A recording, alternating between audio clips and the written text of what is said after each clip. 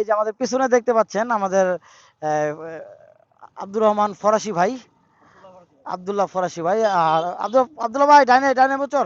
হ্যাঁ, দুহারেজা থেকে 8 কিলো আর মাত্র আমরা জয়পাড়া যে রাস্তাটা আছে এই রাস্তাটা দিয়ে দুরন্ত গতিতে এগিয়ে চলছি জয়পাড়ার উদ্দেশ্যে। জয়পাড়া থেকে আমরা সময় এখন প্রায় 12টার মতো, একটু পরে আজকে জুম্মার দিন, ফজরের জুম্মার আজান হয়ে যাবে।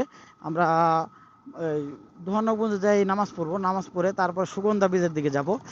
আর ওইখানে আমাদের অনেক ভাই ব্রাদার ই করতেছে। সামনের দিকে দেখো, সামনের দিকে হয়েছে।